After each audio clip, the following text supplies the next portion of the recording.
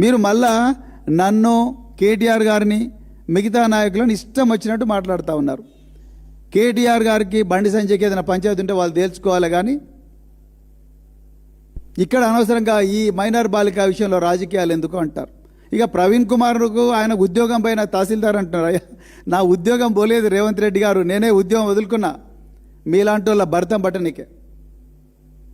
ప్రజాక్షేత్రంలోకి వచ్చింది మీరు చేస్తున్న దుర్మార్గాలు, మీరు ప్రజల పట్ల వ్యవహరిస్తున్న తీరు, ప్రజల మీద చేస్తున్న అన్ని దౌర్జన్యాలు, ప్రజలకు చేస్తున్న అన్యాయం, మహిళలు మైనర్ బాలికలతో సహా ఇలాంటి వాళ్ళను మీ నుండి రక్షించనికే ఇవాళ మళ్ళీ మేము పోలీసు అవసరం ఎత్తాల్సిన పరిస్థితి వచ్చింది. లేకపోతే రిటైర్ అయిన తర్వాత ఎవరు కూడా మళ్ళీ పోలీసు ఉద్యోగం జోలికి పోవాలని అనుకోరు. రేవంత్ రెడ్డి గారు ప్రశాంతంగా బతకాలనుకుంటారు. అయిపోయింది ఓ 25 సంవత్సరాలు చేసినా చాలనుకుంటారు.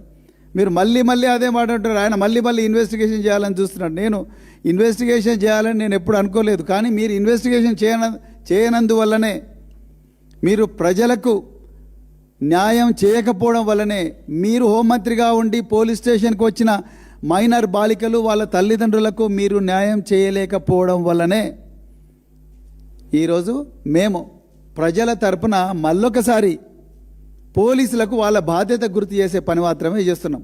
అంతే తప్ప మీలాగా అబద్ధాలు చెప్పే పని మేము